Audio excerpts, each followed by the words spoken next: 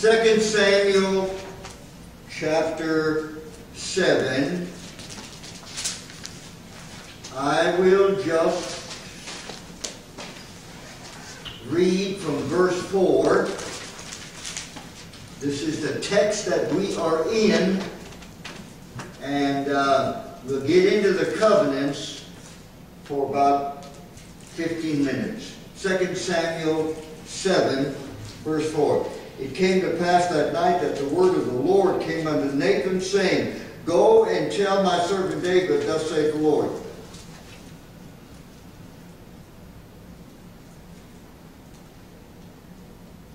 Shalt thou build me an house for me to dwell in? Remember, Chronicles words it different and says, Thou shalt not build me an house to dwell in. Whereas I have not dwelt in any house since the time that I brought up the children of Israel out of Egypt, even to this day, but have walked in a tent and in a tabernacle. In all the places wherein I have walked with all the children of Israel, spake I a word with any of the tribes of Israel, whom I commanded to feed my people Israel, saying, Why build ye not me an house of cedar? Now therefore, so shalt thou say unto my servant David, Thus saith the Lord of hosts, I took thee from the sheepcote, from following the sheep, to be ruler over my people, over Israel. And I was with thee whithersoever thou wentest, and I have cut off all thine enemies out of thy sight, and have made thee a great name like unto the name of the great men that are in the earth. Moreover, I will appoint a place for my people Israel, and will plant them, that they may dwell in a place of their own, and move no more. Neither shall the children of wickedness afflict them any more as before time. And as since the time that I commanded judges to be over my people Israel, and have caused thee to rest from all thine enemies, also the Lord telleth thee that he will make thee an house, dynasty, family. And when thy days be fulfilled, and thou shalt sleep with thy fathers, I will set up thy seed after thee, which shall proceed out of thy bowels, and I will establish his kingdom. That would be Solomon. He shall build an house for my name, and I will establish the throne of his kingdom forever. Now he's talking about the Lord Jesus Christ. I will be his father, he shall be my son. He committed, talking about Solomon again.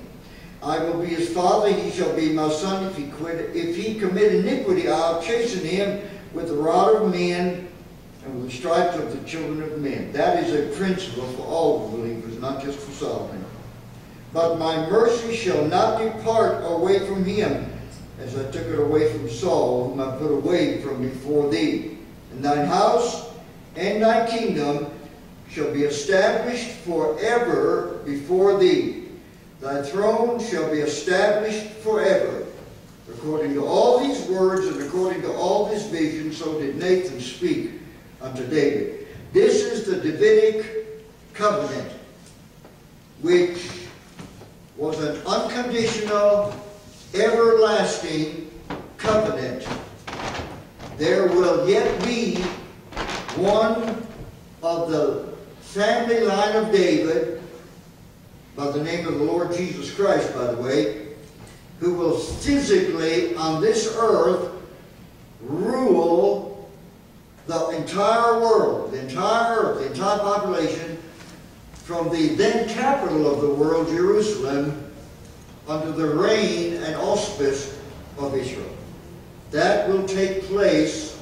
By the way, we call that the millennium. We call that the millennium.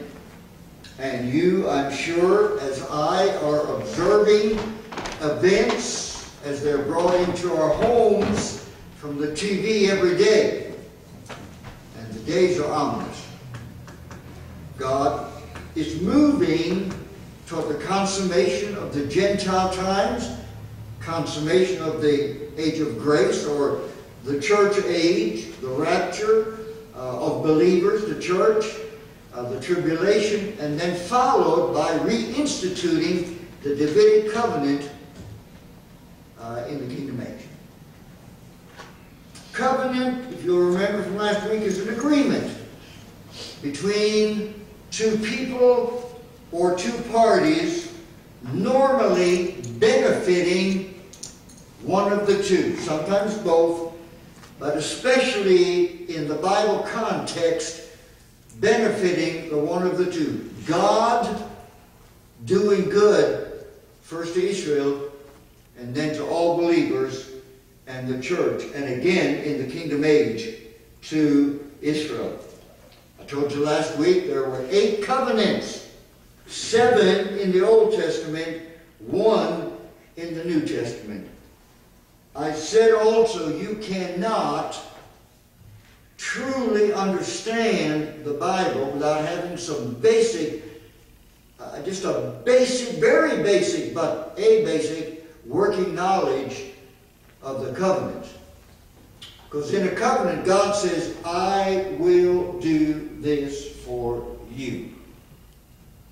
In this time frame, I will do this for you.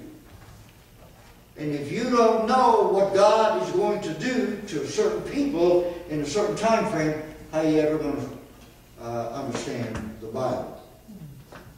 One thing is for sure, all 8 covenants, from beginning from Genesis 3:15 to Revelation 22:17, is an unfolding of the plan of redemption, where God determined through Jesus Christ to have a group of saved people who will be with Him for all eternity to glorify His name. If you had to make one statement that just summed up all the covenants, that is it. So, let me just take a few of them. In the Old Testament are 7. The first one is called the Edenic Covenant. And what I'm going to do, now they usually involve more than one verse, but I'm just going to give you the key verse out of each explanation of the covenant. The Edenic Covenant is in Genesis chapter 1,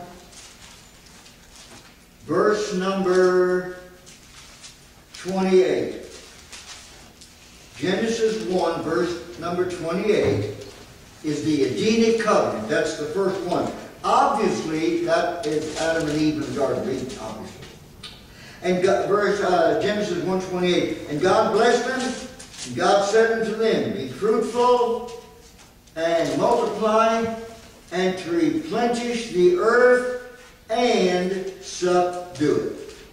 Now, I just read the main verse of the Edenic Covenant, but the Edenic Covenant covers the condition of life and salvation, which is the crystal or the heartbeat of the Bible. There are 7 elements to the Edenic Covenant. Number 1, man was to replenish the earth with a new order. That new order, of course, was man. Number 2, he was to subdue the earth to human uses. The tulip sniffers, the bear huggers, the tree huggers, all these people that are saying, oh, you can't touch this animal, and you can't touch this bug, and you can't eat that animal, and you can't. Listen, God created man for the earth and the earth for man, and we are to use it. Are we mismanaging it? Yes. Are we misusing it? Yes. Are we destroying it? Absolutely not. All this global warming. You go find you any elderly man in his 90s, and he'll laugh you out of his living room because he'll tell you, because he's already lived through it a half a dozen times, that every 10, 15 years, the earth goes through a temperature cycle.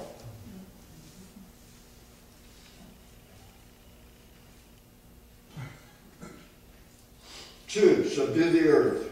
for man's use. Number 3, have dominion over the animal creation. Number 4, eat herbs and fruits. Now let me make an observation about verse 4. Originally, man must eat herbs and fruits.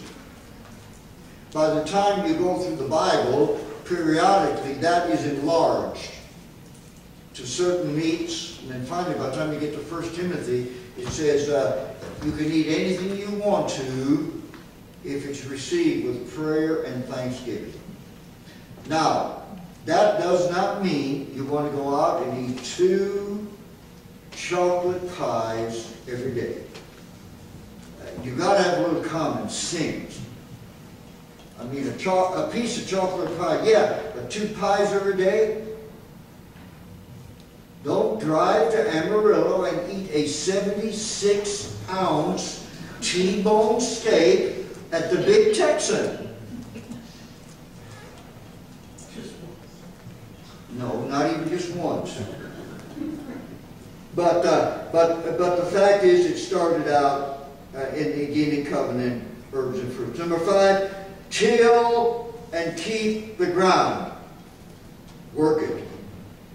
By the way, farming is God's occupation given to us. 6, abstain from eating the tree of the knowledge of good and evil. Isn't that something about man? Have you thought about this? Can you imagine the Garden of Eden? God's garden. God made it. Can you imagine what a garden it was? Can you imagine what was in that beautiful garden? Hundreds and hundreds and hundreds of fruits and veggies, and you name it. But God said, now there's one you can't touch. And what do? They go right over there and go to that one God said you can't have. Number 7, the penalty of disobedience, death.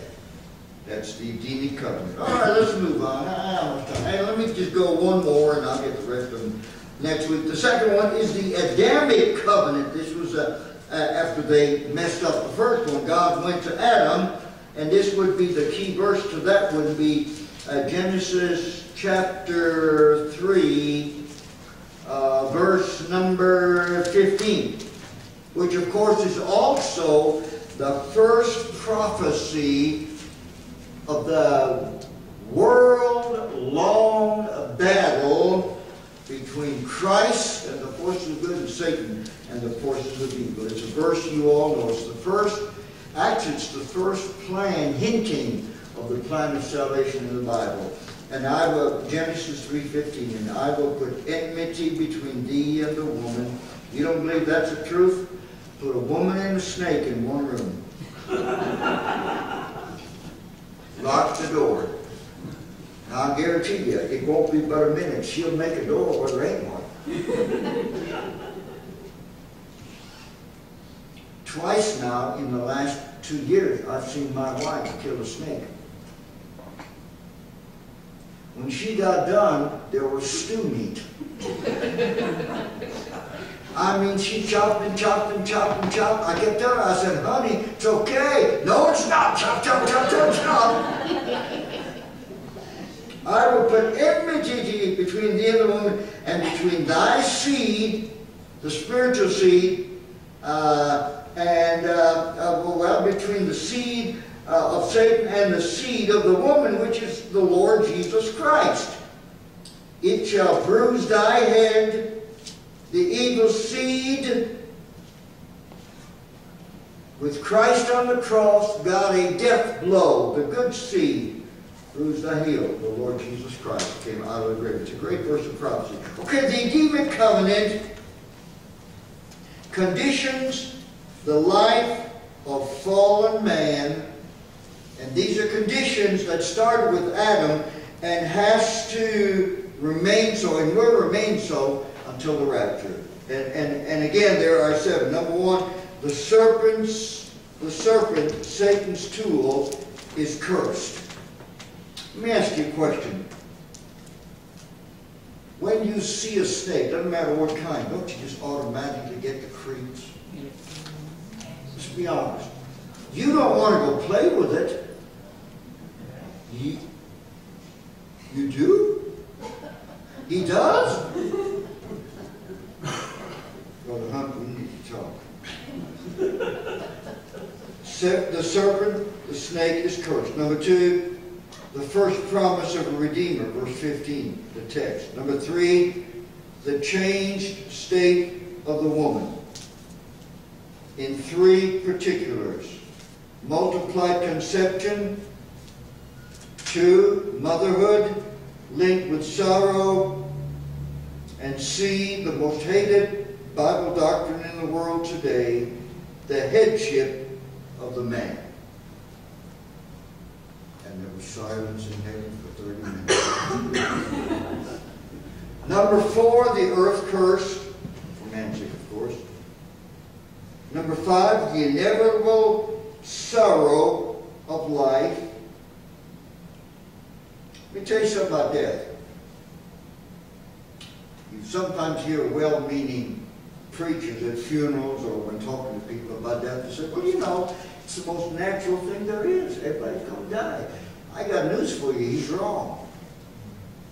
The most unnatural thing you will ever do is die. You were not made to die. Sin did that. Adam did that. Eve did that. You were made to live forever. Therefore, God, when He originally made Adam and Eve, did not give them the emotion to deal with death. That's why people behave like they do at funerals. That's why we weep. That's why we sorrow. That's why we recite ourselves. That's why lost people are beyond consolation. Because God did not give us the emotions to deal with death because we weren't supposed to die. Sin did that. You all look at me like, I've never heard that before. Well, it's time you do. Amen. I like that. Number 6, the light occupation of Eden changed to burdensome labor and sweat. You know, I've always said I feel like the most blessed man in Stephenville, Texas, because I love what I do, but I never work a day in my life. Now, the body gets tired, but I love what I do, and it's not work to me. But most people have to work, and it's hard. And they end up doing what they really don't enjoy doing, but they have to make a living. That change happened in the Adamic covenant. And then, of course, number 7, physical death. Physical death. There was no physical death till the Adamic covenant. So there's 2 of the covenants. Next week, please, let's not have a business meeting next week so I can finish this. We'll do the Noahic covenant, the Abrahamic covenant, the Mosaic covenant, the Palestinian covenant, the Davidic covenant, the New Covenant out of the New Testament. I will go through this again. I just want to mention it. There are 5 thoughts that I'm going to use again when we finish this next week. But in closing, let me just give them to you. What do we get from all this? Number 1, the Bible is one unified whole. This is not just a haphazard bunch of here and that bunch thrown together. The Bible is the most unified, organized, understandable book about humanity and this earth and eternity. It's one unified whole. Number 2, the Bible, while there is history and there is creation and there's personalities and there's tragedy, but the Bible is the outflowing of a spiritual seed, believers, for the glory of the Lord. That's God's ultimate purpose in everything. Number 3, we of course have God's program for Israel, and then in the New Testament we have God's program and inclusion of the Gentiles. And folks, when we go through the rest of these, my last point is, man, we need to praise the Lord for what He's done for us. Amen. We need to praise the Lord. Man, He could have left things in the mess that Adam and Eve made, but He wasn't about to do that because He loves us. He loves us. Just like when your kids were little. I don't guess anybody ever had a child that when that child, boy or girl, was real small, they didn't make some kind of a mess somewhere, somehow. But you loved them, and you worked them through it, and made them better people in time. God loves us.